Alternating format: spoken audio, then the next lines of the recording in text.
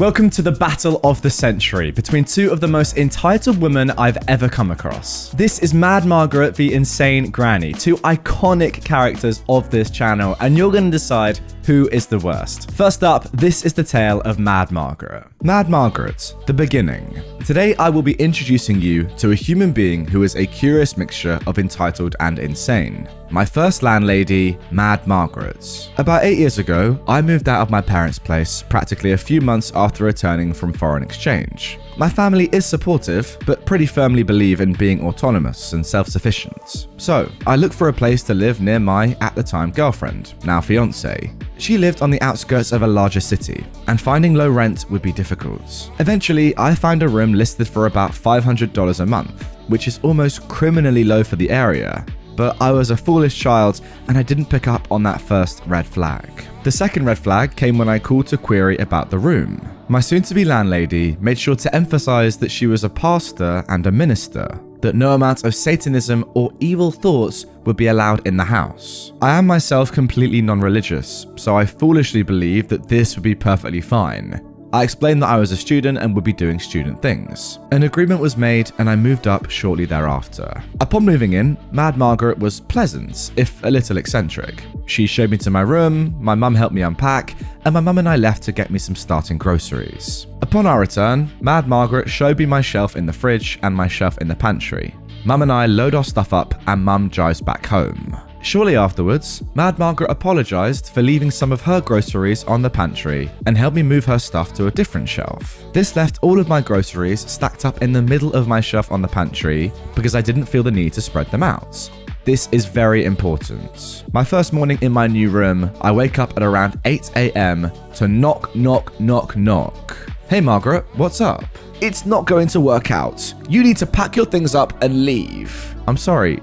What? You need to leave. It's not going to work out. Well, I paid first and last month's rent, so I'm here for at least 2 months.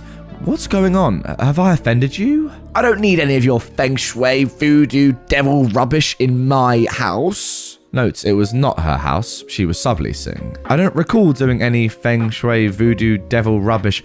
What do you mean? She beckons that I follow her and stomps off to the kitchen, where she flings open the pantry and points accusingly at my shelf. This feng shui rubbish. What's wrong with my groceries? How you organize them? You have them all stacked up in the middle like you're doing some feng shui rubbish to curse me and my child.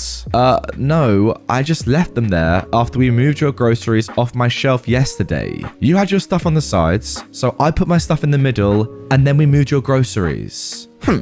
Well, I've got my eye on you. And that, my friends, was day 1 in this house. I lived there for a little over half a year. If you guys are interested, I can provide more epic tales of this mad woman. She was entitled, nuts, and pretty racist against black people, Asians, and Hispanic people. And speaking of more tales of Mad Margaret, guys, don't worry, because here is Mad Margaret Part 2. Her righteous defense against the shaman and warlocks. What a title. One of the mistakes I made very early on as an independent adult was to regularly offer my technical and electronic skills to anyone and everyone.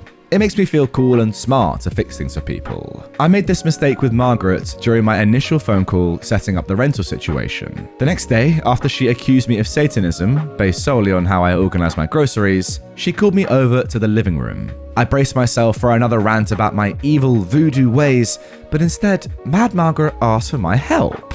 She asked about a way to get her camcorder to stream live to the internet. I figured this was an opportunity to get on her good side, so I take the camcorder in hand and start fiddling with it, as well as her computer to see what our options were. This was in 2013, so live streaming was nowhere near as commonplace as it is today. While playing with her outdated equipment to see if what she wanted was even possible, she began to explain why she wanted to live stream. You see, Mad Margaret has a hobby. Mad Margaret enjoys preaching daily to an empty room for about 3 consecutive hours, give or take an hour depending on her mood. I later learned that this was the safest time to enter and leave the house, as she would not stop unless God himself showed up to tell her to shut up. Margaret began telling me how desperately important it was that she do this daily. The following conversation, while possibly not identically worded, as it has been 9 years, has not been exaggerated in the slightest, nor is she being misrepresented. This is who this woman is. Thank you, Bailey, for helping me get this fixed up. I knew it was the right choice letting you live here. Did she forget that she accused me of Satanism just yesterday? No problem. I just really enjoy fixing things. Do you know why I do this? Preaching to her living room behind a lectern every day? Because you're a minister? I was desperately hoping this would be a short conversation. Well, because I fight daily for the protection of the world and all the good godly people here. You know, there are people on the opposite side, people who work with the devil to try and bring ruin to the world. Every day there are shamans out there begging their evils to prevent the sun from rising each day. Oh, if I wasn't here preaching God's word, they would win. The sun wouldn't rise and we'd all die in a world of darkness. Yes, people, I am not exaggerating. This woman takes credit for the sun rising each day. Ah, well, thanks, I guess. Each day I speak out against these evils. You know, the other day I saw thousands of crows on your college campus. I knew they were sent by evil priests to stop my sermons. They're an evil that collects around the godless students at the college that you go to. I'm pretty certain that crows just have some kind of migration pattern up here in the fall. They do, of course. We get tons of crows every year. No, it's them students, I'll tell you. I had one of those Asians staying here last year. I tried to tell him about God and Jesus, but he tried to put an evil on me for it. That's unfortunate. He had this shrine with Buddhas and evil figures. He tried to use his magic to curse my son's flight, to crash the plane and kill him. Did his plane crash? No, because I stopped it with my sermons. Neato. I've had other students from your college come here, all of them evil. So many of them smoke the devil's lettuce and let Satan take over their body. Terrible influences on my other son. Later, I would find out her other son lived in a building next door and was hands down the biggest stoner I've ever met in my entire life. The dude was so chill and tried to redirect his mum from harassing us anytime he was there. I'm sorry, is all I can say. So how's the camera coming, honey? Can we get my videos online? You know, Margaret, I think that this camcorder and desktop are a little too old to be capable of doing that. I'm afraid you'll have to keep the recordings yourself. Following this, I left for my girlfriend's house as quickly as possible. Every day for the next month, Mad Margaret would attempt to pester or harass me into fixing her up to be live online. Each time I'd make an excuse to not get trapped into doing so. Mad Margaret Part 3, The Tale of the Possessed Dog. So, I moved out of my house when I was 18 to go to school near my girlfriend, now fiance. I found a suspiciously cheap room in the area with a landlady who turned out to be nuttier than squirrel poop. Said landlady accused me of Satanism because of how I organised my groceries. Then the next day took credit for the rising of the sun. Note, this was several years back and she is no longer my landlady. Alright then, on to today's episode. Margaret is, by my estimation, at heart somewhat lonely. How do I know this? Well, two reasons. One, if she saw me or one of the other two tenants, and she wasn't preaching to an empty room, she would immediately attempt to hold us hostage in conversation. Seriously, no amount of or reallys would dissuade her from going on and on and on and on and on about how everyone besides her is evil and she's a saint. After 1 week where she wasn't able to successfully pester me or the other two tenants, she out of nowhere adopted a dog. Now, it's been nearly 10 years, so I cannot remember this dog's name, but I do remember the dog. It was a small curly-haired white dog that looks like this if you're watching on YouTube, and it was a sweetheart. This dog, when I met it, was jumping up and wanted nothing but love and affection, which it seemed at first Margaret was going to provide. She pet the dog, told her that she was a beautiful gift from the Lord, a great matchup, right?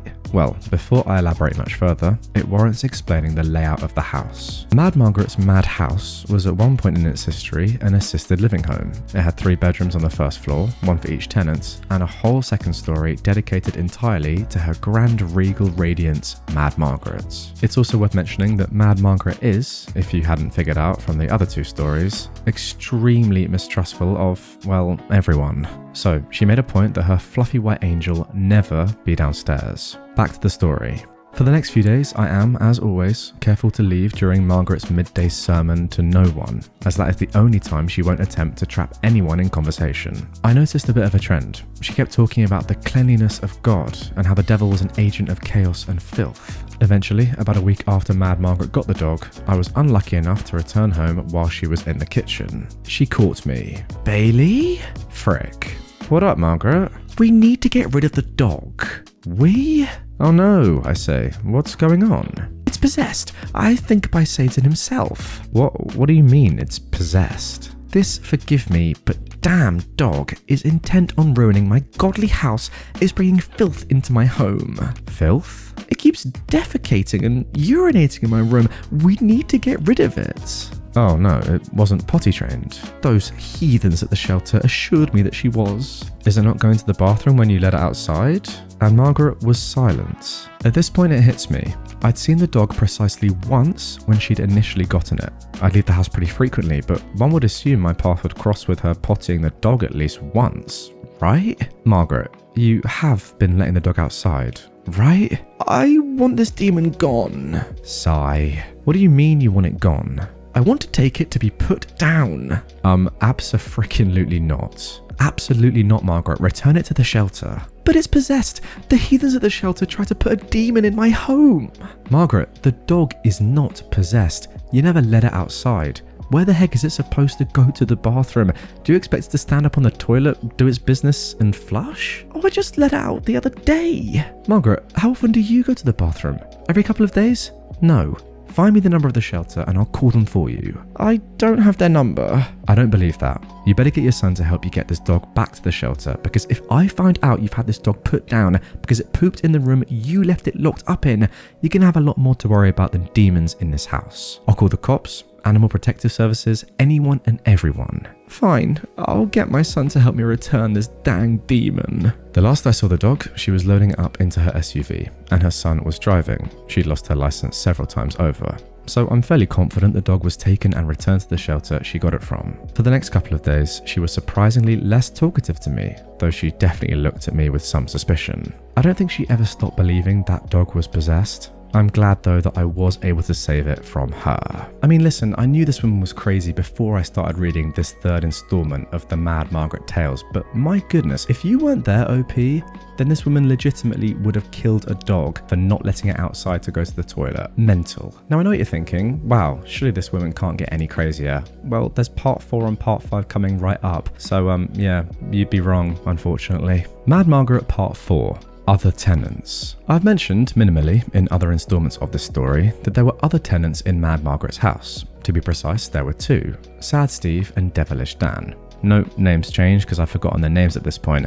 I'm not the type of person to really know my neighbours, and our paths seldom crossed because we'd all keep to our rooms for obvious reasons. Both of these men were a fair bit older than me, 40s and 50s, and both were semi-recently divorced, only living with Mad Margaret to be closer to their kids. We'll start with an introduction of Sad Steve. Sad Steve was a very clever, if very depressed man. In the months I lived there, I shared maybe 2 to 3 conversations with him. He was a set worker for a local TV show about a cop who can see supernatural fairy tale things. He was very sad about the way things went down in his life and wanted nothing more than to be there for his kids. He gave me a Mickey Mouse coffee mug I still own to this day. Now, as far as Mad Margaret was concerned, this man was a ripe target for impromptu sermons and semi-frequent snide remarks. The first time I spoke with Sad Steve in the kitchen, after chatting for a bit, Margaret came out and I very quickly finished making my food and scurried back to my room, unfortunately abandoning poor Steve. Steve was stuck in that conversation for a good 2 hours. The man either had the patience of a saint or just wouldn't will himself to exit the situation. She told him all about how God's got a plan for this. If you're righteous, your life won't suck. It wasn't good. The look on his face at the time broke my heart, and I resolved to throw myself between Mad Margaret and Sad Steve anytime she started focusing on him. It felt like I was leaping on top of a grenade each time, but I'm fairly emotionally resilient, and honestly, I thought too much exposure to Margaret would drive Steve to a bad place. I wish I had more to tell you about Steve, but that's about the long and the short of it. Now, the other tenant there is someone that you've probably all been dying to hear about, Devilish Dan. Why do I assume your collective interest in Devilish Dan? Well, this man has acted out and personified just about every action you guys recommended I take. Dan hated Mad Margaret, and Mad Margaret hated him right back. These people were arch enemies in the most literal sense possible. Where I saw someone to be avoided for the sake of avoiding unnecessary inconvenience or drama, Devilish Dan saw a religious nut who could be messed with. Devilish Dan would laugh devilishly. Devilish Dan would outright claim to be Satan there to torture her. He would get into shouting matches with Mad Margaret because he apparently does not see the futility in arguing with crazy. He would slam his door and claim to be the Antichrist. Devilish Dan was surprisingly childish for a 50-plus-year-old man with greying hair. Now, while I disagreed with his tactics, his presence outside of his room was much appreciated, because Mad Margaret would fixate on him because he would actively antagonize her, which made any time he was roaming the house a safe time for me to go about my business unperturbed. A brief example of a typical interaction between the two would be this. "Dan, are you trying to curse my son? I saw you looking at him with evil eyes when you were getting out of your car." "Well, of course I was." "What? Why? Why do you attack my family?" "Because I'm the devil incarnate, you stupid idiot." Cue loud angry rambling. After a particularly bad night between the two, I was roused from my computer science homework by particularly loud slamming down the hallway. I decided to wait a bit for things to calm down, then took my laundry to the laundry room, which was right next to Devilish Dan's room down the hallway. I find Mad Margaret's practically Rastafarian son in the hallway staring at Devilish Dan's bedroom door, laundry in hand, shaking his head. On Devilish Dan's door, in white paints, in large horror movie fonts, was the message, "Don't threaten me." Good lord people, I wish I'd taken a picture. Mad Margaret's son had come over to pick up his laundry out of the dryer, only to find the message on the door. He yelled to Mad Margaret, "Mum, I'm serious. You can't be doing this anymore. You're gonna get in trouble." Which was met with some shrieking about how Devilish Dan was the devil. I quickly got the lowdown from the son. Devilish Dan doubled down on his devilish depiction. Mad Margaret, met with much misanthropy, momentarily melted down. This was also, apparently, not Mad Margaret's first time using this means of communication, so her son was concerned she'd be met with the police. Now, for those of you who are cheering on Devilish Dan, like me by the way, the narrator here, I do want to take a moment to clarify. This is not necessarily just how he acted with Margaret. The man was a pretty rude narcissist, pinning the blame for all of his life's woes on Mad Margaret and his ex-wife. When I was looking for another room to rent, I met two lovely women in the neighbourhood who had rooms, one of which I did move into, and both had also had applications from Devilish Dan. Both of these women made it very clear they did not see him in a favourable light, and that he'd been angrily ranting about how everything bad was Margaret's fault, taking no responsibility for himself. Ultimately, at the end of this tale, I remain concerned for sad Steve, and I hope he did well and got out of there. I feel little pity for Devilish Dan, and I assume that if he remained there for much longer, one would have murdered the other. Personally, I'm just glad to have left. Yeah, not gonna lie guys, I definitely see a lot of Devilish Dan in myself, for better or worse. When someone is as crazy as that and is just downright deluded and mental, yeah, maybe in retrospect it's not the best thing to just mess with them, but at the time, I know that I wouldn't be able to help myself. Stuff like that, writing that sort of stuff on his own door, trying to make it seem as if Mad Margaret had done it. I just love it. And look, maybe that's the devil inside me. Sorry for the pun, but I just love that sort of stuff. And I do think she deserved it. Let me know down below, do you agree with Bailey, OP, or do you agree more with Devilish Dan and his actions? For me, Dan's clear, 100%. Mad Margaret Part 5. Margaret meets Bailey's dad. Now, if you didn't know, Bailey is the name of the person that has written this entire series. Alright then, so we can get started, we have to talk about somebody first. My dad. He is, well, an interesting guy. He's not tall, he's about 5'8", so a bit shorter than me, and he was in the Air Force for a long time as the guy who trained other people how to survive in the wilderness. He literally wrote most of the book on how to not die away from civilization, and he also fixed jets. He builds his own motorcycles and got one featured in a magazine. In terms of personality, he is a force to be reckoned with.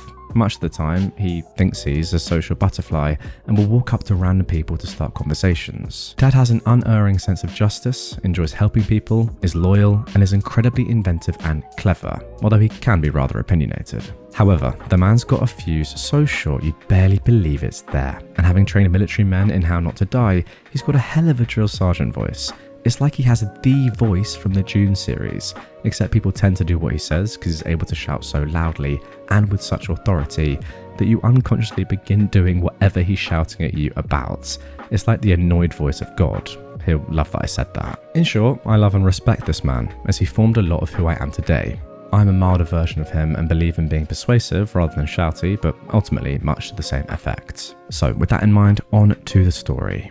Dad came down to visit me or to drop something off, I can't remember, in the city where I moved. We drove around for a bit before ultimately returning to Mad Margaret's madhouse. Upon our return, I take to moving whatever he's got in his truck into my room, and I foolishly leave him unsupervised for more than 30 seconds. Of course, this means that Mad Margaret has crawled out of the air vents, or however it was she'd move around the house, to find him standing in the living room. Dad begins trying to make small talk with Mad Margaret, who I absolutely warned him about and begged him not to engage her. In retrospect, this was seen by him as an open invitation to meet a new crazy. That is exactly how I'd take that as well, I'm not gonna lie. So, how have things been with my boy moved in? Asked Dad.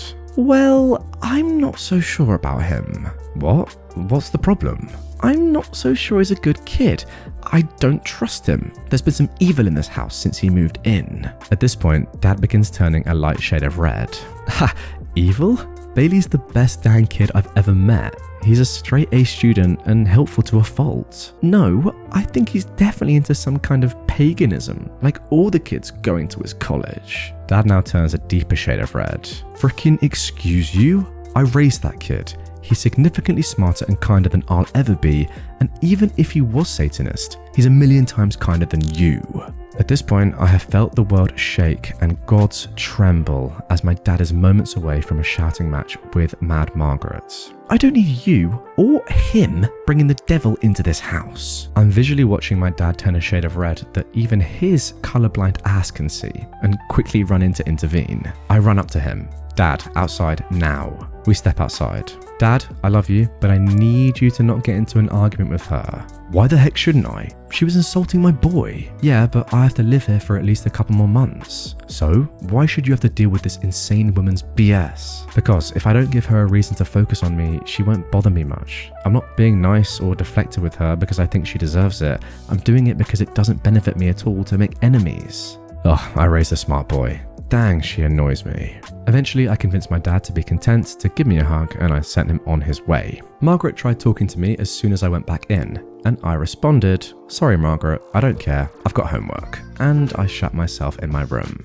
Important lesson to all, it doesn't benefit anyone to argue with crazy. Pick your battles by whether or not there's potential for them to benefit you in the future. Also, it's my dad's birthday today, and he came up here to visit. We're going skydiving tomorrow.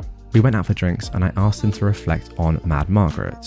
He said, "You know, I don't care if people are religious, whatever you gotta tell yourself to be able to live your life. But dang, she was freaking nuts." Now the good news is that big old Bailey, I don't know if they're big or not, but that's just something I say, has posted a 6th and 7th story about Mad Margaret. Mad Margaret Part 6, her surprising if brief redemption arc. This particular story starts not at Mad Margaret's house, but rather at my girlfriend, now fiance's house. I've been hanging out with her all day, and by that time her mum was probably sick of playing host to a teenage boy, so I'd elected to go home and work on my homework. Now it's important to note that my girlfriend's house was at the top of a very steep hill, or rather a mountain. I don't know what to call it since hill doesn't do it justice, but mountain seems a bit too extreme. There were 2 paths down this hilly mountain, the first of which, and my primary means of access, was a long winding road with no bike lane. Unfortunately, I didn't have my driver's license until a couple of years later, so I biked everywhere. The second trail down the mountainous hill was a footpath that I was unfamiliar with. On this particular day, the rain had been pretty intense, and it was a bit foggy, so I decided to err on the side of safety. I'm very cautious on my bike, despite the biking culture here. I still bike like I'm living in LA, where cars view on-road cyclists as mere speed bumps. So, I took the footpath.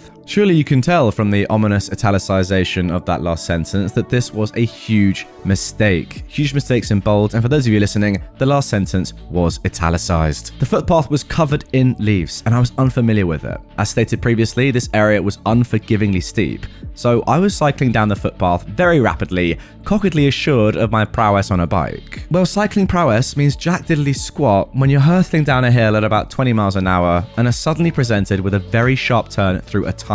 I tried to lean into the turn and ease onto my brakes. Instead, my wheels slid out from under me on wet leaves, and my bike and I went skidding down the asphalt for about 10 feet. After catching my breath, I immediately released it again in the form of every curse word in every language I am familiar with. Thankfully, the trees that bore witness to my wipeout took no offense. Now, it's important to know that this is all merely prelude to my epic trek hobbling back home. Once I gathered up my bike and belongings, ensured that most of my organs were where I left them, and took inventory of how many of my inside fluids became outside fluids, I began hobbling back the mile or two to Mad Margaret's house. On the way back, I passed by a preschool/kindergarten, and I thought to myself, aha, keepers of children. Those are just the demographic that typically get injured and dinged up. Perhaps they have a first aid kit I can use to keep my blood on the inside. So I hobbled up to the school and asked if they had a first aid kit that I could borrow. They gave me a pretty curt, nope, we don't have one. Now, while I am in fact certain that they did, I can kind of understand where they were coming from. An 18-year-old with a somewhat busted-looking bike came limping up covered in scrapes and bruises, looking somewhat like an extra in a bad zombie movie. I was annoyed, but I kept on limping. Sorry, I gotta intervene here. Any good school or any good person would still give you a first aid kit. Come on. Eventually, I'm halfway back home, and I stumble across an ambulance parked on the side of the road.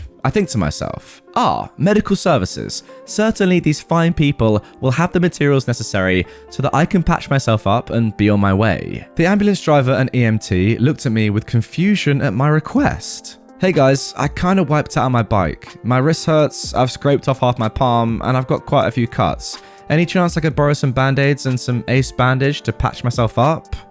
No, we can't really do that, but we could give you a ride to the hospital? Does that cost money?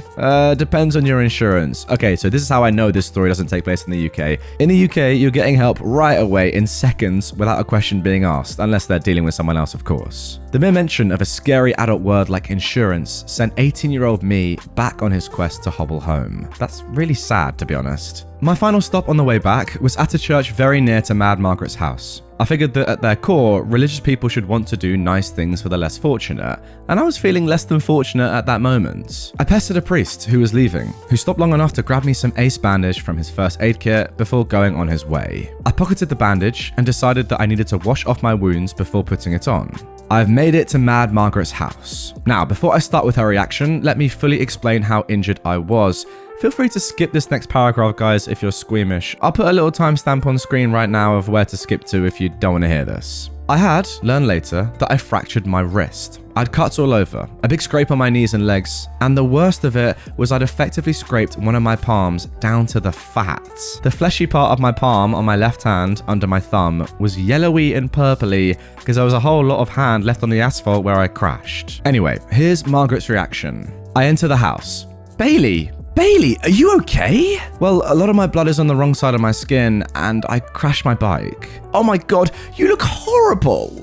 Actually, I don't suppose you have any first aid stuff so I can start patching myself up, do you? Band-aids? Rubbing alcohol? Absolutely, honey. Let me get the things. She ended up pouring mild hydrogen peroxide over my scraped up hand over the sink. She looked like a concerned mother and offered more help than I'd accept. She furnished me with band-aids and alcohol wipes. She helped me wrap up my injured hand after disinfecting it. After that, I excused myself to my room and finished cleaning up my remaining scrapes and covered myself in band-aids. The next day, I managed to nab a wrist brace from my fiance's mum, who's been a nurse since forever. Mad Margaret didn't harass me for at least 2 days afterwards. So there we go. Maybe Mad Margaret is not as bad as I first thought. Maybe she just misunderstood. Maybe she is nice. Or maybe this was a one-off, an anomalous event, and she is still crazy. Mad Margaret Part 7. Her Crazy Landlady. A quick disclaimer. This is a conversation I had about 10 years ago. I remember parts of the conversation very, very clearly. However, other parts I'm probably not going to get the wording perfect. I promise, however, that I'm writing it in the exact spirit of Mad Margaret, and I refuse to misrepresent myself or anyone in a conversation. It was a rainy day, and I foolishly decided to make myself food in the oven rather than the microwave. Now, those who have read my previous stories will immediately understand this is a terrible idea. The kitchen was a common area in the house, and Mad Margaret has a sixth sense for when people linger in such areas. If you found yourself in such an area for more than 5 minutes, it was nearly guaranteed that she would crawl out of some nearby vent or materialize from a nearby swarm of bats in order to harass or preach at you. I saw her enter the kitchen and immediately knew that I was trapped, as my taquitos had just been in and I had 11 minutes of hell standing between me and my cheap Tex-Mex salvation. Mad Margaret started her kitchen cornerings as she often did, by pretending to be looking for a coffee cup. She rummaged around in cabinets for a few minutes before standing next to me to begin a conversation. So, Bailey, God help me, or the devil, I don't care which. How do you like living in this area? Honestly, I do love the area. I grew up in a desert, so I love having all the trees. Almost everyone here has been so nice as well. You're right, these people can seem super nice, but there's evil amongst them. It's part of the human condition. There's evil people and jerks everywhere. She completely ignores what I said. People can seem so nice here, but really be more evil than you can imagine. Yeah, shame. Have I ever told you about my last landlady? Well, this I've got to hear. She seemed so nice at first, but ultimately she was very taken with the devil and absolutely absolutely crazy. Wow, that's really hard to imagine. When I first moved to this city with my young boys, we moved into a house near here. My landlady, an Asian name I can't remember, let us stay in a house she owned next door to her. Seems nice. Yes, it seemed like the perfect place for me and my boys, but I started to notice strange things. She made us take off our shoes before entering her house. Clearly this was supposed to be a big hint that her landlady was evil. That's a pretty common practice, I think. Yeah, but it didn't stop there. Oh no. Eventually, we saw her through the window doing yoga and strange poses. My goodness. After seeing her pray to the devil like this, I knew she was evil. Personally, I might need a little more evidence. This next line is literally the only reason that I remember the overwhelming majority of this conversation. And I swear to Mad Margaret's mad god that these were her exact words. Eventually, she saw me watching her do her prayers, and she took one look at me and she tried to use her Asian ninja death breath to kill me and my boys. Her Asian ninja death breath? Yes, I asked to break the lease right there and moved out as soon as I could. She just let you break the lease? Well, yes, she probably wanted to be rid of me because God wouldn't let her kill me with the death breath. You know, I think that's a fair assumption. By that point, my taquitos were about ready, and I managed to grab them and scurry back to my room. Okay, so even though we've established that Mad Margaret may have a nice side to her, and it may not have just been a coincidence that she was nice and helped you out with your cuts and bruises, she's still mental. And I'm sorry to swear, I really am, but you know, it's Mad Margaret and she makes me do weird things. She is a strange lady. Now, for the final part of this entire story. Mad Margaret Part 8, the final chapter. My exit from Mad Margaret's house came with the very lucid realization that this woman could walk into an insane asylum and be the least sane person there. I began hunting for rooms because the concept of renting an apartment or house was still too terrifying for a freshly solo OP, and I came across my new future landlady, Barb. Barb had interacted with Devilish Dan, who was also looking for respite from God's own nuthouse, and had determined that he was one of the most obnoxious people on this planet. She was overjoyed to find a modest and very kind teenager who'd be willing to live quietly in the separated room she had at her house. In the year I lived at Barb's, I'd seen her a total of twice, despite living in the same house. It was very nice. Thus began my move. I figured it was too risky getting my dad back up there to help me move, as I didn't want to give Mad Margaret a reason to attempt to purge my wickedness via fire and brimstone. So I began the hunt for suitable help. Luckily, I found a friend who was willing to help at my college and we got to work. I can't quite remember his name, but he was a very nice young man who was convinced he held the secret to room temperature superconductors via gold suspended in ferrofluid. Nice idea, but wrong. How weird. He and I hopped into his Nissan Leaf and headed to Mad Margaret's. Now, while we were there packing up my things, Margaret gave a wonderful show of the duality of her nature by simultaneously praising Jesus that my wickedness was being exorcised from her house, and telling me that I was an okay young man and to avoid the evils of the world, such as community college, alcohol, and the devil's lettuce. She eyed my friend's Nissan Leaf with much suspicion during my exit because A, it was owned by a college kid, and B, she didn't trust hybrids, something about the devil powering them. Thankfully, as a poor college student, my worldly possessions fit in 2 trips in my friend's car. All that was left in my room was the musty furniture it came with and the bucket I put under the constant drip from the ceiling. My final words to Mad Margaret were, "Thank you for letting me stay in your home. Please seek mental help." Or so I thought. You see, I did see her one last time after that. I was working at my job at Radio Shack. I promise I'm not that old. Radio Shack lasted longer than you all think, when a familiar and long drawn out "Oh, Bailey" came from the door. There she stood, in all her unholy glory, Mad frickin' Margaret. Dang it. "Oh, Bailey, I didn't know you worked here." "Yep, sure do. I see you got your license back." "Absolutely. Actually, I'm sorry, Margaret. I'm actually just heading out to my lunch, but if you're still here when I get back, we can chat." I then hid in the back room for the next 30 minutes until I was certain she was gone. My manager, Roman, was quite amused, as I'm typically a hard worker and would never avoid a customer. I know I was young and not yet jaded by the wonderful world of retail. I gave him the full story when she left. Now, I'm sure you all want an epilogue as to the ultimate fate of Mad Margaret. but unfortunately, I'm pleased to report that I never saw her after that point. My best guess is that she got her license revoked again, as she is absolutely the type to continually harass a single person at a store if it catches her attention. She showed me her soapbox and sign that she used to bring downtown on weekends to preach to the masses. And that's it. I got out and never saw her again. I'd like to bump into her now, as I'm a much more confident adult and I've got nothing to lose by gently commanding her to check herself into a mental institution, but I'm just as glad to avoid her. Okay then, let's move on to the second part now of this episode. Mad Margaret is done for now. Keep her in your thoughts, of course, but now let's move on to the incredible story of Insane Granny. Mother-in-law in the Wilds, the Insane Granny Saga Part 1. Guys, this was originally posted on the 3rd of October 2016. So, this happened earlier today over the course of about 3 to 4 minutes. First of all, some relevant background. I broke my ankle and a few toes on opposite feet a few weeks ago. My cast was removed 3 weeks ago, so I'm mobile now and down to using just one crutch, mostly for balance. This has meant that my brother has been chauffeuring me around everywhere, including to and from work.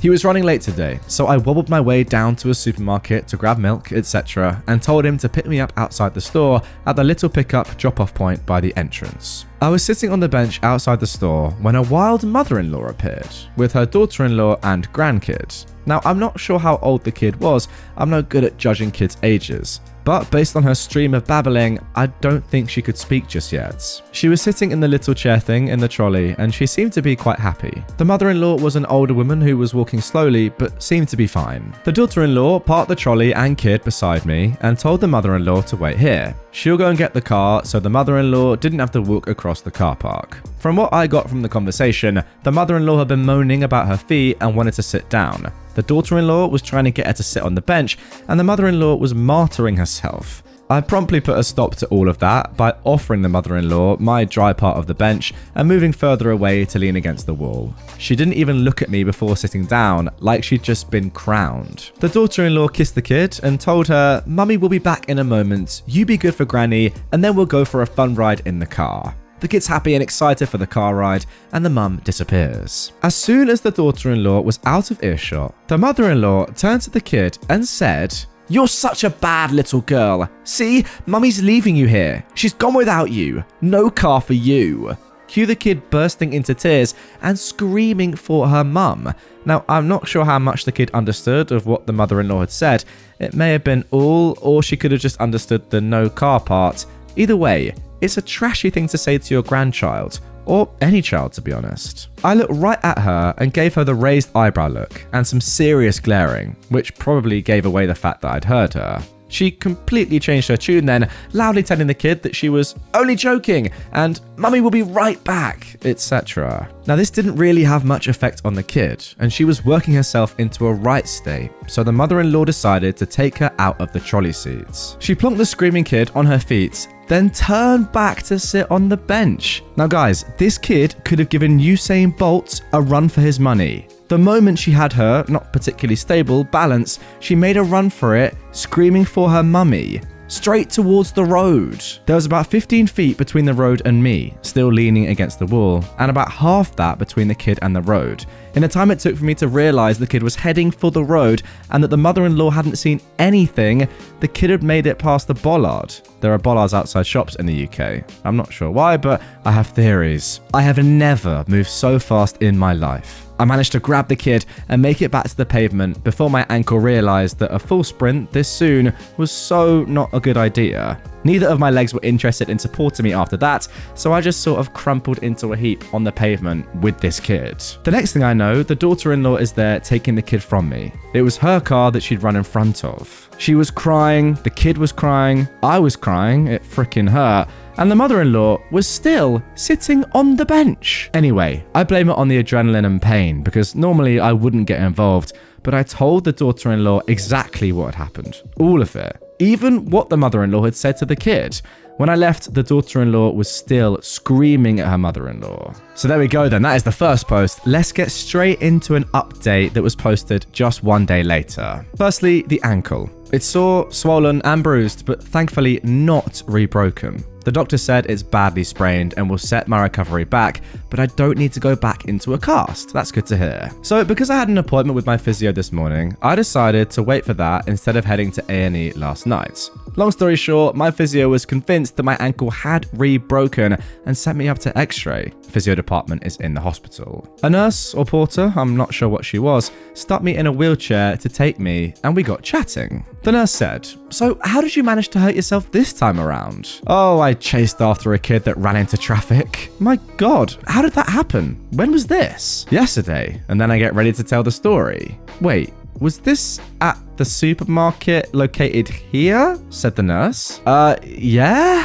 Oh my God, that was my niece. That's right, the mother-in-law is her mother. Apparently, her sister-in-law, so the daughter-in-law from yesterday, took off and left her mother-in-law, the nurse's mum, at the store yesterday. She's pretty sure her brother and her sister-in-law are now no contact, as her sister-in-law has been pushing for no contact, but her brother, the daughter-in-law's husband, is a mummy's boy and had been reluctant.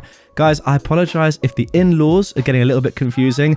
This is all in relation to what is coming up though, so it kind of has to be this way. Stay with it. She is already no contact with her mother, just to confirm that is the crazy granny of this entire story, after she caught her pinching her newborn. She also told me that her niece is fine, but her sister-in-law got a big fright. Well, I'm not surprised. So there you go. It's a dang small world. I had 100 questions for her, but thought that might be a bit rude. I'm not sure if I'd ever run into her again. It wasn't really clear where in the hospital she worked or what she actually does, but you never know. Well, 1 week later to the day, there's another update. So here we go. I really didn't expect to have an update for this again. I was pretty sure it was all over. I was wrong. I had another physio appointment today and ran into the kid's aunt again. It turns out she's trained to be a physio, so I'll probably see her a lot. After my appointment, she asked if she could talk to me, so we had a sit down and a chat. It turns out the insane granny has gone completely bananas. She's apparently got enough sense about her to realize that the kid's mum now has a dang good reason to go no contact, along with the kid, and could now probably convince her husband, the kid's dad, to go no contact too. So, knowing she is probably about to be cut off, she made a preemptive strike against the kid's mum and dad. She called the police and told them about the incident in the original post, except she completely changed the story. According to her, the kid's mum was being mean and neglectful to the kid, and the insane granny called her out on it, which evolved into an argument. While they were arguing, that is when the kid ran off into the road. The insane granny noticed and ran after her. The kid's mum then snatched the kid from Granny and left the granny at the store. No mention of me entirely. Based on how quickly things have moved, they think that Insane Granny told the police this story on the day of the incident, if not the day after. I'm not sure what the rules are around the world, but here in Scotland, the police have to investigate and they also have to inform social services, who then have to do an initial assessment, talking to the kid's school, doctor, and more. Basically, there are a few compulsory boxes to be ticked before deciding whether or not to carry out a more in-depth investigation, and there isn't much you can do to stop it. So the police dropped in to visit the kid's mum and dad last Thursday. The kid's mum told her version of events, but couldn't really give many specifics as she wasn't really there. She only really knew what I told her. So the police, and presumably social services, now have two conflicting reports, one of which claims the involvement of a third party, me. The next day, they received notice that social services would be in touch. This has all lit a fire under the kid's dad's butt, and he confronted the insane granny. The highlights, told to me at least, include her endgame is to get custody of the kid. She hopes the kid's mum will be jailed, and she admitted to lying to the police, but is confident the kid's mum can't prove what actually happened because there's no way she'd be able to find me to corroborate. The kid's aunt was told all this over the weekend, and while everyone seems to be sure that both the police and social services won't find any problems, they're understandably nervous. The aunt didn't tell the kid's mum and dad that she'd met me in the hospital for two reasons. First, she didn't actually have my permission to do so, and definitely didn't have my permission to give out my contact details. Basically, the aunt asked if I'd be willing to give my side of the story to the police and social services, and could the kid's parents contact me. I've agreed, and the aunt is going to pass everything on to the kid's parents. Chances are they won't need me to do anything, but you never know. I also pointed out that the security cameras for the store would have caught everything, and that would probably be the police's first stop. So, the drama continues. Okay then, and then just 5 days later, we got the third update to this story. So, things have gotten Interesting. The kid's mum contacted me and we met up for coffee yesterday. She's a really nice lady who was under a lot of stress. I told her about r/justknowmil, that's the subreddit that this story was originally posted on, and she said she'd have a browse, though I've got no idea if she was just being polite or not. She ended up a bit of a ranting mess, but I don't blame her, to be honest. She did clear up a few things though. The big one being that the insane granny didn't call the police, she called a friend of hers who works in the social services. Insane granny gave this social services friend her version of events, and the friend officially reported the kid's mum. That's how the police became involved. Social services contacted them as they, most likely spearheaded by the social services friend, though this is a speculation on the kid's parents' part, believe the kid to be in immediate danger. The police have found that the kid is in no immediate danger, but they're still investigating what happened at the store. I'm going to give them my statement at some point next week, and that should hopefully be the end of it. Social service, on the other hand, is a totally different can of worms. Regardless of how they got involved, they still have to do an initial assessment and will also be investigating the incident at the store. From what the kid's mum told me, Insane Granny's social service friend is either pushing everything or is actually in charge of the investigation. So far, this social service friend has mostly been doing her job, though rather invasively. She is allowed to speak to all of the kids' parents' neighbors, co-workers, the kids' school, and the kids' doctor. What she isn't allowed to do is show up at the kid's parents' house with the insane granny to try to force a reconciliation. Apparently, Insane Granny really went for it with the manipulation and gaslighting in front of the social services friend. She seems to be trying to make the kid's mum look like the insane one. Between bouts of fake crying, she, 1, acted concerned about the kid's mum's mental state, saying she must be hallucinating because she's remembering the incident wrong. 2, said that the kid should be placed in her, the Insane Granny's, care until all this nonsense is sorted. 3, asked her son, the kid's dad, how the divorce proceedings are going. They're not divorcing, she's just trying to make it look like they are to her friend. And 4, told the kid's mum that she was glad she was feeling well enough to clean the house and asked her if she'd managed to feed the kid today. Oh wow. When the parents pulled out their trump card, the fact that Aunt is, and now they're, in contact with me, the granny started fake crying and asking why Aunt and kid's mum are lying to everyone, that the kid's mum had dragged Aunt into her delusion and that she, the kid's mum, needs help. Then she turned to her social services friend and told her that Aunt and the kid's mum must be paying some poor homeless girl or student to lie for her. I totally called that, by the way. I knew she was going to accuse me of lying or something similar. At this point, the kid's mum admits that she lost it at Insane Granny and was screaming at her to leave. This was convincing enough for the social services friend, and apparently the kid's dad, to suggest to the kid's dad that he might want to have the kid's mum sectioned, committed to a psychiatric facility. Once the social service friend and Insane Granny left, the kid's parents argued. The gist of it being that the kid's dad was sort of taken in by his mother's, Insane Granny's, claims. She didn't tell me much about that, just that he's sleeping in the guest room now. Wow. I offered to speak to him, but she, rightly I suppose, thinks that he should trust her without outside input. Yeah, I agree, to be fair. You're telling me that he's believing his crazy mum, the Insane Granny, over his wife? I mean, that's on him. Anyway, I've advised her to contact social services herself and give them my contact information, so there is an official paper trail, and Insane Granny's social worker friend can't claim that she didn't know anything about me.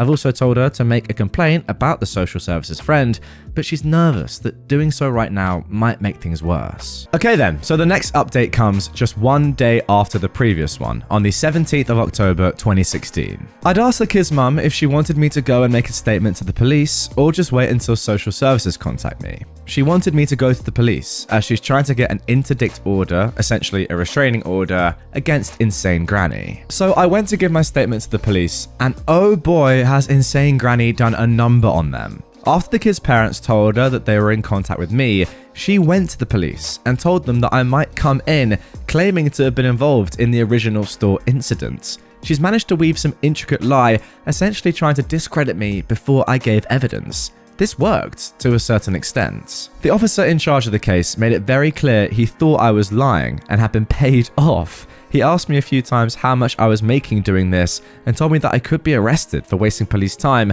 and perjury. He was immediately dismissive of me and condescending, which I'm ashamed to say I don't respond very well to. I think that's fair enough. I mentioned in a comment on one of my previous posts that I work in forensics, and I've been an expert witness, both educational and reporting, implying that I could be accepting bribes or that I'm lying could potentially kill my career. No way am I endangering my career because some manipulative old lady has an officer wrapped around her gnarly old witch finger. Wow, I love the imagery there. I will say though, this granny must be very skilled in terms of convincing people to side by her. She's got an officer on board. That is elite from her, despite the fact that she is clearly insane. Anyway, unfortunately, I've worked with more than my fair share of people who take one look at me and think I'm some sort of inexperienced daft bimbo. I usually try to assert myself, and if that doesn't work, let them embarrass themselves. It happens eventually. In this case, it happened at the end of the interview, when he asked me for my employment details. My official job title sounds way more important than it is. It has the words lead, investigator, forensic, and a few other ones in there that make me sound impressive. This definitely made him sit up and listen. I'm not gonna lie, I kinda chewed him out a bit, though he mostly realised himself that he'd screwed up. He'd allowed himself to be completely manipulated by insane granny, and I pointed out that it's pure luck that what I do for a living comes with a lot of credibility. What would have happened if I had been some poor student, or someone uncomfortable in this type of situation, or heck, anyone else? So I set the record straight about insane granny. Well, what I know to be facts. I also filled him in off the record about what Aunt and the kid's mum told me, which I obviously can't prove. So we had a chat and I got a few things straightened out. One of which was that insane granny did in fact contact the police after the incident at the store. I was originally told that she contacted the police who contacted social services. Then I was told that this wasn't true. Instead, insane granny had contacted her social services friend who reported the incident and somehow got the police involved. It was unclear how. So we think, complete speculation on mine and the police's part here by the way, that once insane granny made her report to the police and they said they'd be contacting social services, insane granny took it upon herself to contact her social services friend. So we definitely know that the social services friend is not officially involved. A few of you who work in social services pretty much said the same thing. That is shady. So, insane granny and her social services friend are basically a rogue duo going around town trying to get dirt on the kid's mum. I've reported her. I've told the kid's mum this too, and the police are now aware of her. Though whether they just let social services deal with her or get themselves involved, I don't know yet. The officer also told me some of the things that insane granny has claimed about me. Now, before anyone loses their head about him breaking confidentiality, etc., he never actually gave me her side of the story or told me what she said in her statement. I got that from the kid's aunt. All he told me was what she said when she came in to warn him I'd be making a fake police report. So she's claimed, to the police this is, that I, someone she knows absolutely nothing about and met for less than 5 minutes, am a poor student desperate for money. I have a history of lying to the police. She knows this because apparently I'm friends with the kid's mum's drug addict cousin. I might be a drug addict, she doesn't know, and that I once tried to seduce her son, the kid's dad, which is impressive as I've never met the guy before. Unfortunately, I gave him all my whats, so I don't have any to spare for you. I also asked about the security camera outside the store. They didn't manage to get anything from them as they're aimed at the door, not the pickup area. I did have a look on the way in, and I thought that it might be a long shot. So, what is still to happen? The kid's parents will have an official social services visit sometime soon. Social services will most likely want to talk to me. The police will be going after insane granny for wasting police time and filing a false police report. And finally, there will hopefully be a follow-up to my complaint about the social services friend. Well then, let's see what happens next. 8 days later, we get the 5th update in this story. I don't think you'll need your drama llamas for this update. More likely you'll need your perplexed alpacas? Anyway, it's more weird than dramatic. As some of you know, because of the state of my ankle, I've been staying with my parents and younger brother for the last few months. Well, on Monday, my mum had the day off and was pottering around the house. My parents' place is in a very rural area of Scotland. Our closest neighbour is 6 miles away, and our house is at the end of what is essentially a mile-long dirt or tractor track. It's hard to find, and the only strangers we get out here are either forestry people who missed the forest access road, or 1 or 2 brave, or quite possibly lost, Jehovah's Witnesses. Google Maps and sat-navs can't find it, and no one delivers out here except Royal Mail. At around noon, a car pulled up. However, no one got out. This isn't too unusual, as I said, it's usually someone lost. So, my mum hung around at the front of the house in case they came over to ask directions. Instead, after a few minutes, the car left. About an hour later though, the same car pulls up, and the same thing happens again. Another hour goes by and they're back again. Only this time, 2 women exited the car. They didn't go to the door, instead they decided to have a little snoop around. One tried to go around the back of the house, which is currently fenced off, as our back garden is being used as a paddock for a pregnant mare and her foal. The others started trying to look in the windows, so my mum goes out and asks if she could help them. They very quickly say no, they were just looking before booking it back to their car and speeding off. Naturally, my mum was confused enough to tell my dad, brother and I what happened pretty much as soon as we got home.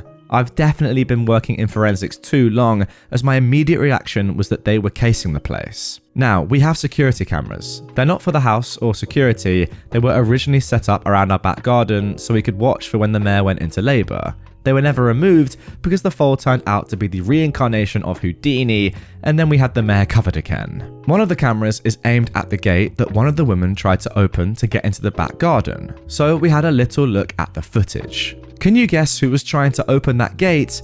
Yep, Insane Granny was at my parents' place. I have no idea who her friend was, what they wanted, or why they didn't talk to my mum, and I can only assume she got this address from the kid's parents. My money is on the dad.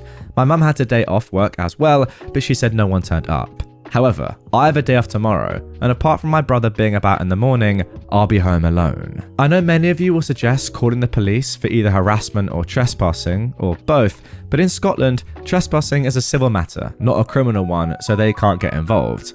There are laws regarding trespassing, but they're mostly to do with squatting, and Scotland has a lot of public access laws, which essentially let people go wherever they want in regards to the rural areas. The stalking and harassment laws require 2 related incidents, and must pass the reasonable person test. If the average person on the street was subject to this behaviour, would they feel threatened, alarmed, or distressed? If not, then there was no offence. The offender must also be aware that what they're doing is causing alarm or distress. For example, if your mother-in-law wants access to your kids and keeps coming around to your house to complain every night for a fortnight, you become fed up and begin to feel distressed about your mother-in-law's constant visits. Your mother-in-law is aware that her behaviour will cause you distress and is hoping to wear you down into letting her see your kids. I'm not particularly worried. Even with my leg, I'm pretty sure I could take her, and my brother has graciously let me borrow Bernard, his old shinty stick with a kitchen knife duct taped to it. When I first broke my ankle, I also gave myself a head injury. My brother and I spent that night and the next day binge watching The Walking Dead, and I think he freaked himself out, as 2 days later, Bernard appeared. It's too close to Halloween for this. Okay, and that is the end of the 5th update. So just to briefly go over what's happened so far in this story. OP has saved the child from running into traffic after being bullied and released by this insane granny. The granny then gives a false police report to get custody of said child. OP then has a chance encounter with the child's aunt and offers to be a witness. If you remember, that was the nurse. Granny then goes to the police station first though and lies about OP.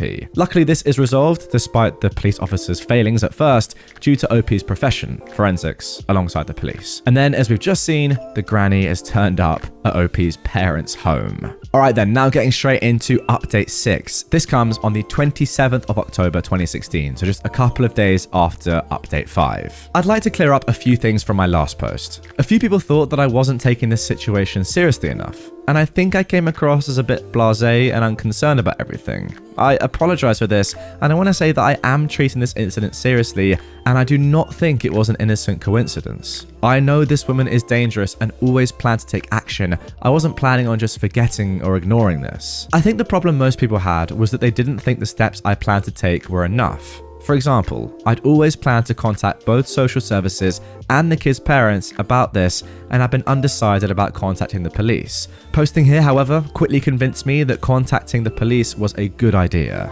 Many of you have also expressed concerns about my family, property, and the animals. Yeah, that is fair enough. You do have an insane granny coming onto your property and sneaking about. This is unfortunately a bit more difficult as it's not my house and my parents seem to think I'm paranoid. My dad was the biggest holdout. But after pointing out some of the rubbish that my grandmother has pulled, I swear I'll post more about her, this is kind of taken over though, he agreed to take a few safety measures that we honestly should have done regardless of insane granny. There have also been a few who don't believe this is real. I haven't gotten messages about this, but the mods have. To you, I say, I completely understand that mentality. It's hard to imagine that there are people out there capable of this, and I get that me randomly stumbling over the aunt so soon after the original incident sounds like a convenient coincidence, and the insanity has just continued. I get it. I'd be skeptical too if it wasn't happening to me. For some of you, it's even harder to imagine that I would post personal details about both myself and another family. Well, that's what Reddit is. From the Just No subreddits to r/relationships to r/raised by narcissist to r/today I effed up. They all contain personal stories. I mean, you guys watching and listening to this episode will know that that is the beauty of Reddit. However, OP has changed and omitted many things to keep all parties anonymous and yet still give you an accurate retelling of what's going on. So in that regard, yes, you could consider my post lies. I also have the permission of the kid's mum to make these posts, and the police are aware of them too. I am aware though that I am words on a screen to you. You don't know me, you've got no way of confirming any of this, and I draw the line at posting more personal details of anyone involved. Yes, even including Insane Granny. This includes the video of Insane Granny. All I can say is that this is a very real and frustrating situation that I hope resolves itself quickly. Though if people or our supreme overlords, the mighty mods, love you really, want me to remove information or posts or stop updating altogether, that is perfectly fine. It's an interesting one and I completely back OP here. Obviously, as I always say with all the stories that I narrate, there is no way of us ever really knowing 100% if they are 100% legit. But that's kind of part of the fun, isn't it? Deciding whether or not they're fake or not. I will say on this one, the amount of detail leads me no doubt. This is definitely a real story. It's just an insane granny. What can you say? I will say though, guys, get your comments in down below. Do you think this story is real or fake? I am pretty confident it's real, but you know, let me know. What do you think? So then, the updates. All was quiet on my day off. No sign of insane granny. Sorry drama llamas, no feed today. I called the police officer who previously took my statement, and there is nothing they can do about insane granny being at the house. He also just repeated what I already knew about trespassing, harassment, and access laws. Sorry to a Reddit user who had asked about this. I tried, but it apparently barely counts as an incident, never mind more than one. As far as witness intimidation goes, the law, the few that exist, only really protects witnesses and victims when a case goes to court. He also warned me not to try to remove her from the property or set traps, as if she's injured, she can sue. Now, I hadn't planned to do that anyway. The good news is that it's been officially reported, and I've sent in the video of her trying to open the horse's gates. Social services also know and have assured me that they're still investigating Insane Granny's friend. They wanted to know if it was that same friend with Insane Granny at my parents' house, but she doesn't appear on tape. I've pointed them in my mother's direction though, as she can give a description of the other woman. I texted the kid's mum the night I made my last update, and another Redditor gets a cookie, or a stiff drink if you'd prefer. She was too busy exploding at her husband to reply, but she rang me the next day and updated me. The kid's dad is the leak. He categorically denied giving my address to Insane Granny. No, he's not that stupid, he actually did.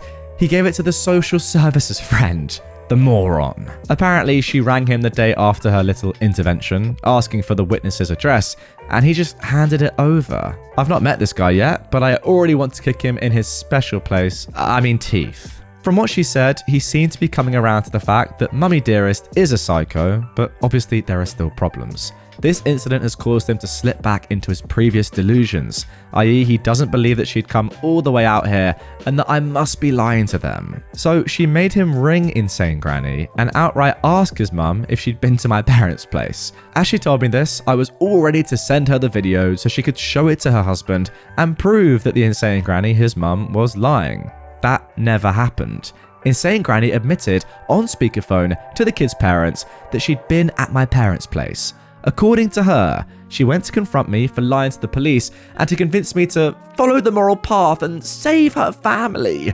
That's an actual quote according to the kid's mum, by redacting my statement. Second, nobody by my name lives there. Third, the lady that lived at that address, I'm assuming this is my mum, had never heard of me. And finally, that I didn't give my real address, so therefore I can't be trusted. The kid's mum told Insane Granny that it was my parents' place, and I was staying there because of my broken ankle, which had been further injured by her actions. Basically, she defended me, and it turned into a screaming match before Insane Granny hung up. I get why the kid's mum corrected her, I do, but now it's been confirmed that I do live at that address, so she's probably going to come out again.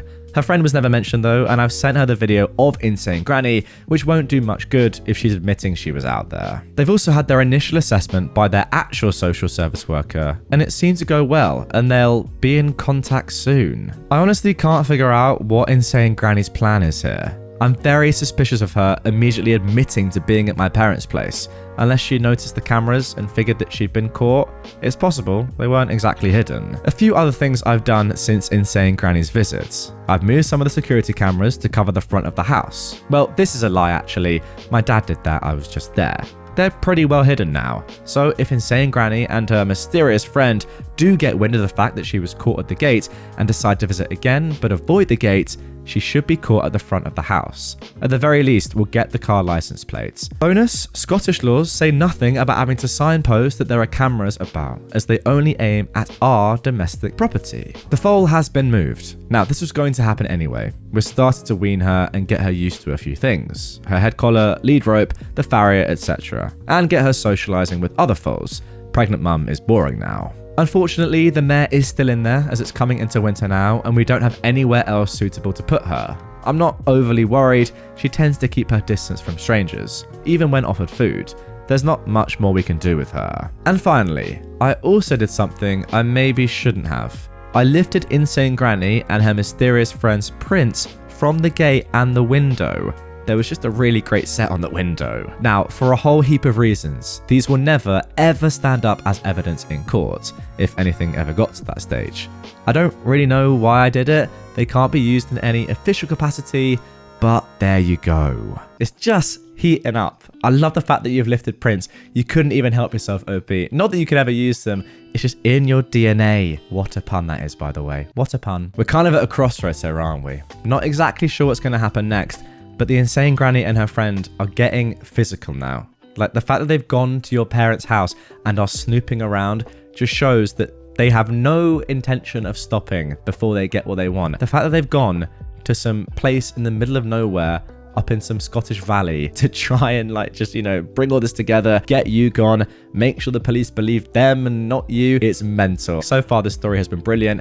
As I said, I 100% believe it's real and every fiber in my being. I mean, if it's not, then fair enough, you're an amazing creative writer, OP. But yeah, I'm excited to see what happens next. Okay then, so this is officially update 7 of the entire story on November the 10th, 2016. That's 2 weeks after the last update. So, I had an interesting few days. To the total and utter shock of exactly no one, Insane Granny showed up at my parents' place again. I was there alone and heard the doorbell, but not the car pulling up. I answered the door and Insane Granny was standing with another woman who claimed to be from social services.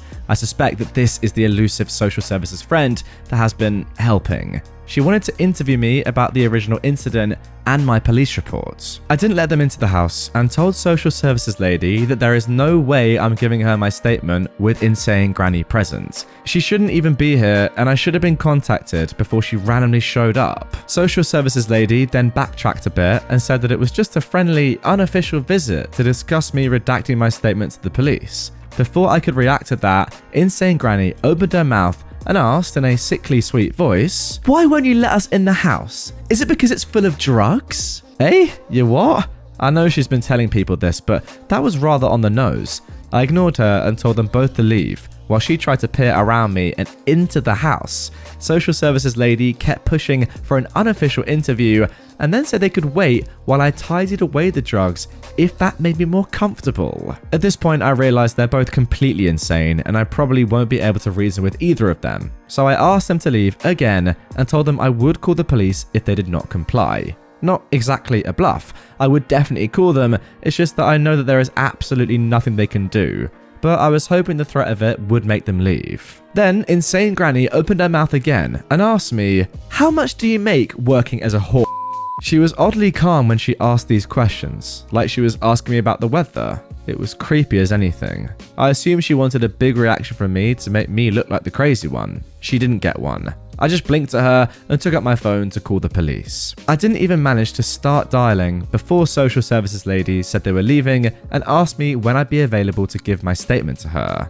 I told her if social services want to interview me, it will be a different social worker and would be at my place of employment. Then I gave her my business card. My purse was just inside the door. That shut her up and she started to walk back to her car. Insane Granny, however, wasn't happy that social services lady wanted to leave. She suddenly went from creepy calm and sweet to screaming at me. She had a proper tantrum too, stomping her feet and flinging her body about.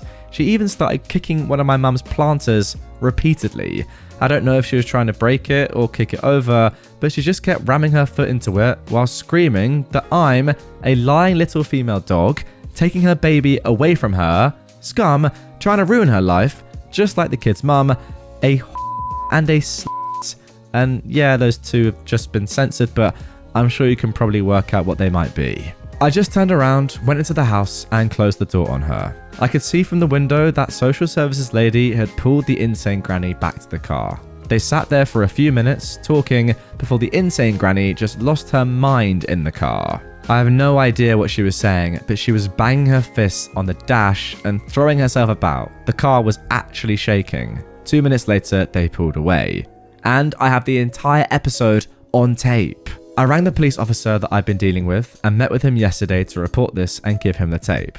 This definitely goes down as an incident of harassment, and I've spoken to HR at work, who are setting up a meeting for me with a solicitor. I've also complained to social services again and updated the kids' parents. I also saw on the tape that before they rang the doorbell, they went snooping again. Not near the horse this time, but they were looking in the windows again. I'm not sure what will happen with this. I'm hoping social services lady has come to her senses and dumps Insane Granny's butt.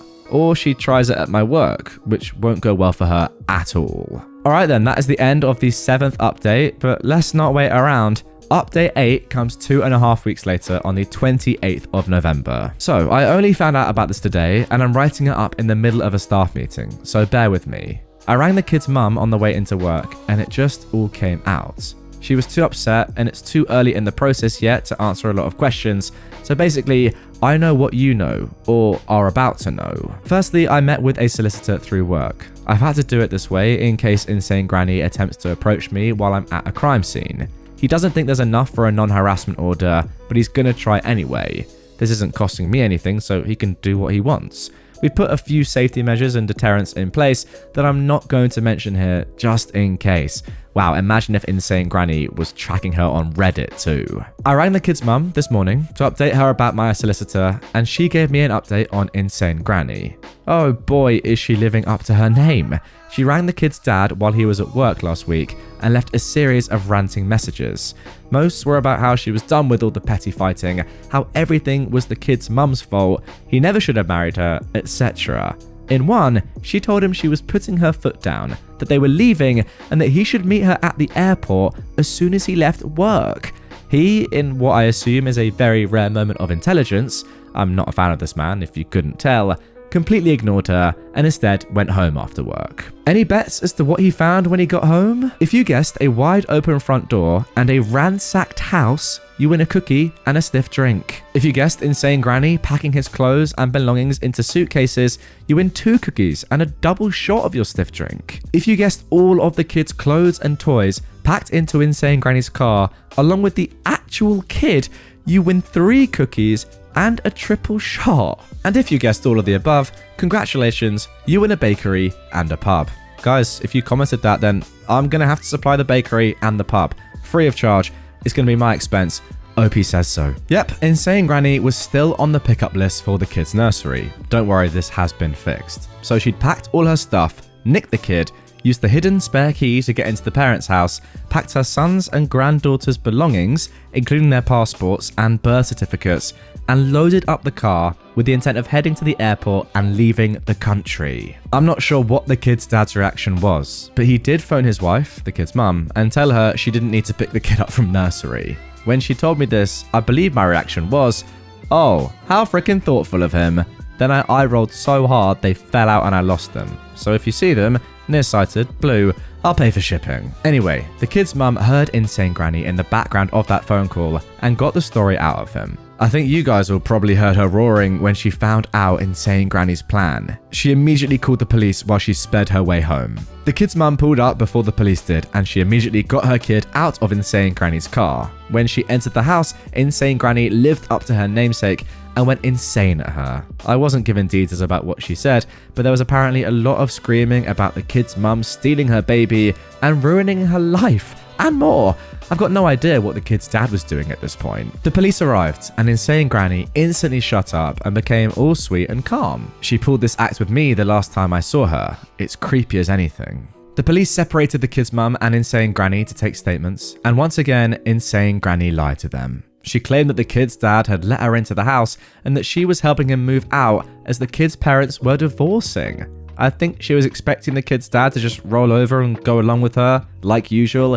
Instead, though, according to the kid's mum, he just looked really defeated and told the police, no, that's not what happened. So Insane Granny was arrested for theft by housebreaking, which is basically breaking and entering. But Scotland is a special little snowflake and doesn't have breaking and entering. Instead, we have housebreaking, which isn't illegal unless there was also intent to steal. We also don't have burglary. Instead, we have robbery, which is theft with violence or the threat of violence. And we have theft, which is, well, theft. Interesting Scottish laws here. Editor Steve-O editing this? Your thoughts? I think it's a little bit weird. Oh, and apparently the kidnapping rules are also weird too. England and Wales have kidnapping laws, but Scotland has abduction laws over the age of 12, and plagium laws, children under the age of 12. None of them count in this situation, as Insane Granny technically still had permission to pick the kid up from playgroup, and she took the kid to her primary residence. Yes, she planned to leave the country with her, but the fact that she planned for the kid's dad to come too, she even had a plane ticket for him, counts as having parental permission to take the child out of the country, as technically the kid would be in her dad's custody. Regardless if this was by design or not, she's very good at just skirting the edge of illegal and dancing about in the legally grey area. Anyway, she was charged and then released on bail, so she's still out there. The kid's dad seems to have seen the light though, which is good, and they've started cracking down on their security now too. She's been taken off the nursery pickup list, they're changing the locks, security cameras, the works. Well, that is good to hear. Oh, and social services got back to them and gave them the all clear. They're not taking their investigation any further. And there we go, guys. That is the end. A happy ending for once. Oh no, I'm only joking. 1 week later, here's another update from the 6th of December. I mentioned last time that Insane Granny is out on bail. She's electronically tagged, has a curfew, and is not allowed any contact with the kid's parents or the kid. This includes being near their house, workplaces, the kid's school, and more. She's also being charged with a few other things for some of her previous actions relating to me. Now, I'm not going to actually say what these charges are, as the court rolls are public, so anonymity would be right out of the window. But this does mean that she's not allowed to contact or be near me either.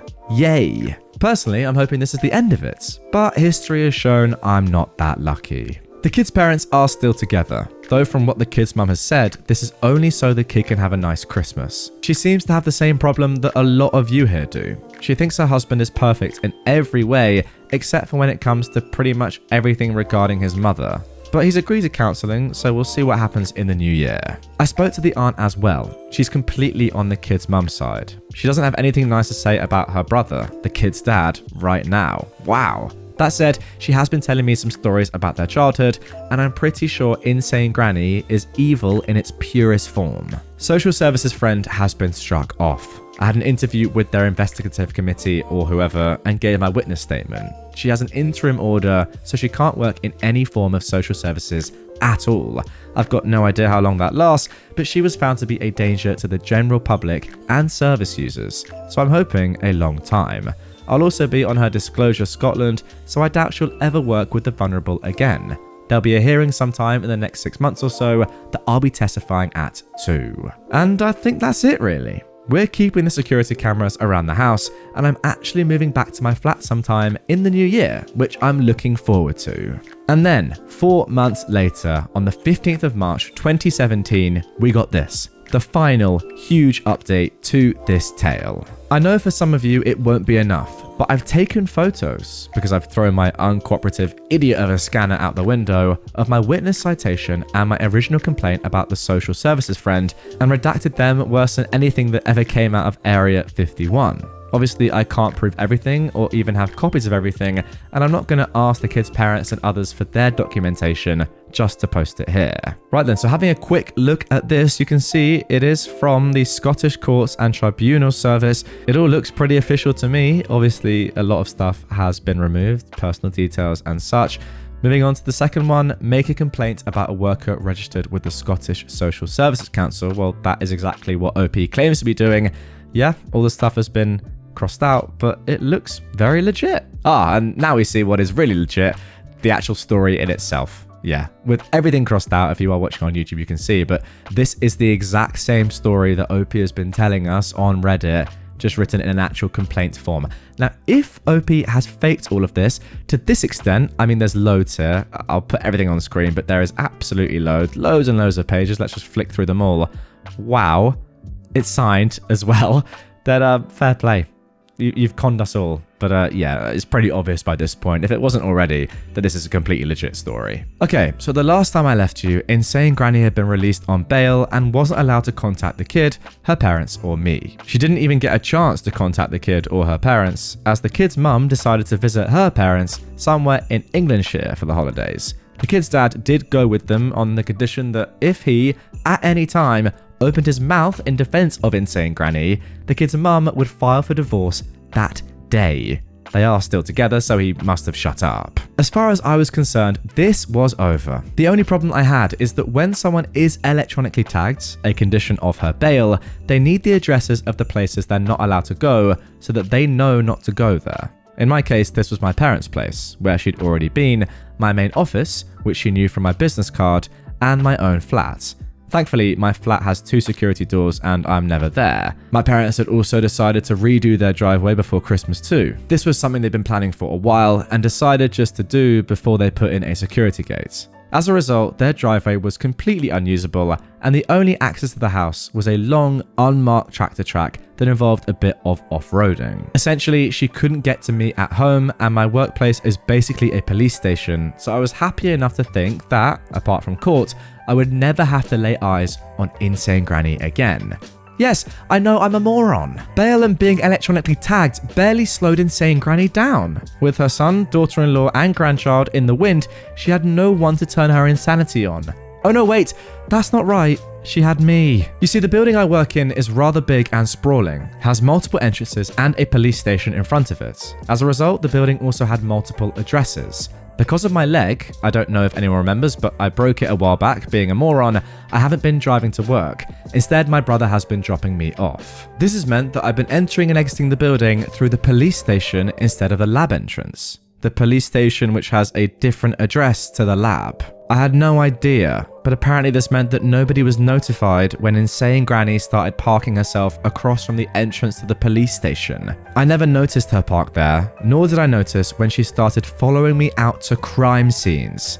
Yep, but it gets worse. Here's that seems like it's irrelevant, but actually it's relevant information that I warned you about. Most of you know that I work in a branch of forensics that deals with really dead people. Very few of our cases turn out to be criminal. The main case I was working at the time, still am actually, was such a case. It was in a rather rural area with multiple sets of remains found in a place where there should be human remains, just not quite in the situation they were found in. I know, be more vague OP, but think of something along the lines of a funeral home fire. Nothing suspicious, and you'd expect to find remains in the debris. This was a similar situation.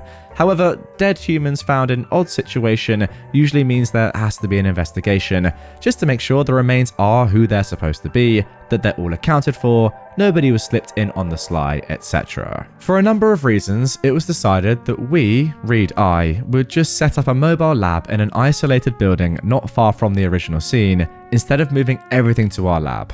The building was similar to a town hall or a dance studio or something. It mostly consisted of one large room with 2 smaller storage rooms at the back. One room had a fire exit that could only be opened from the inside, and the other had a single door that we were using to get in and out of the building. The front of the building had a set of double doors that led into a small entryway with toilets on either side, and another set of double doors in front that led to the big main room of the building that I worked in. Both sets of doors were unlocked so I could get equipment in and out. However, when I wasn't moving equipment, there was a police car parked in front of the doors and the area was roped off with police tape. I swear to frick, this is all relevant. Now on screen right now, if you're watching on YouTube, OP has actually done a kind of map of everything going on here, labeling themselves and the position of other officers. It's an amazing paint job, I will say, but it helps give some sort of indication visually as to what is going on here. Right, while this wasn't an active crime scene, OP was still working with forensic evidence, which technically belongs to Police Scotland and the crime lab. So they had 2 to 3 uniformed officers on rotation as security. I'm going to name them officers 1 to 3. And again, on the map, you can kind of see where they are. So officer 1 is right over to the left, just chilling out. Officer 2 is near the fire exit at the back of the hall. And officer 3 is coming from the right. And remember, this is a forensic thing, you know, it's police taped. A normal civilian can't get involved here. So there I am working away by myself when Officer 1 comes sprinting in, telling me to drop everything and GTFO now. He actually hauled me out the last few feet as I apparently wasn't moving quickly enough. He drags me out and around to the front of the building.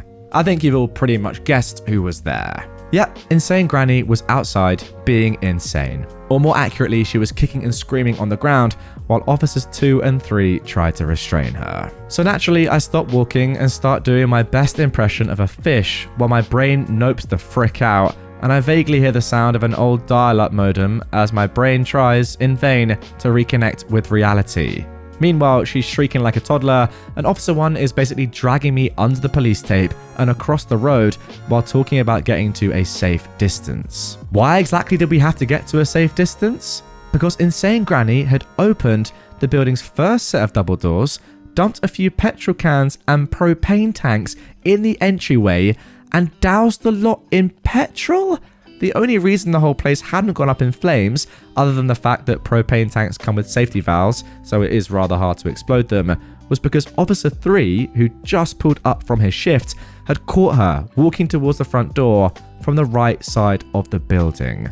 Oh my days. When she saw him, she made a run for the front door, but he was faster. When he got to her, she had a lighter in her hands, and he could smell the fuel inside the building. That was enough for him to realise she was actually a threat and not just some nosy female dog, so he took her down and dragged her away. This alerted Officer 2 to the situation. He was stationed outside the single door around the side, and the two of them tried to restrain her, while Officer 1, who'd been somewhere along the perimeter of the original scene, was sent to get me out. Once more, we're going to flash the photo up on screen right now. You can see that Officer 3 came from the right, Officer 1 was way away on the left, and Officer 2 was at the back. But wow. Insane Granny just came from out of nowhere and would have probably been able to set this entire place on fire if Officer 3 wasn't coming for his shift.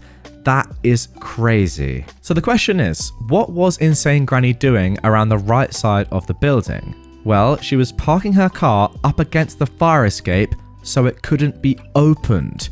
Yep, she basically tried to trap me in a building and set fire to it. I'm not going to go into specifics here, but she screwed herself royally by trying to set that particular building on fire. Not only because she attempted to trap people, mainly me, but she didn't know who else was in there, inside. But remember when I said it was being used as a mobile lab? Yeah, that meant it officially contained material that was, and is, still considered evidence in an ongoing police investigation. And she did all of this while out on bail, elevating the charges to aggravated and guaranteeing her a prison sentence measured in years. Also to add, a lot of people are asking about what she's being charged with. This incident happened before Christmas, and her bail for the original breaking and entering charge was immediately revoked, and she was denied bail for her second set of charges. In Scotland, if you're denied bail, your trial has to happen within 110 days, so the trial happened pretty freaking quickly. She is currently in prison. I'm not going to give a list of charges. I've got no idea if you'll be able to find her from that, but I'm just not going to risk it. But yeah, they were serious. I'm also not giving her exact sentence for the same reason, but I will say that it was for over 3 years. The kid and the kid's parents were told about this incident the day it happened and were at the trial. They're still together. The kid's dad apologized to me a few times, and he's not, as far as I'm aware, defending his mother anymore. I hope this cleared up a few things. So then there we go. That is it. Mad Margaret versus Insane Granny. That is it. All parts are done. Two incredible stories, I have to say. Two stories that you guys absolutely loved when I first read them out on this channel. But now it's up to you. Get in the comments down below. Who is the most insane, crazy, mad, entitled? You gotta let me know. Battle of the absolute legends, dare I say? Definitely crazy woman, that's for sure. But yeah, it's up to you guys right now. Let me know, who do you think won?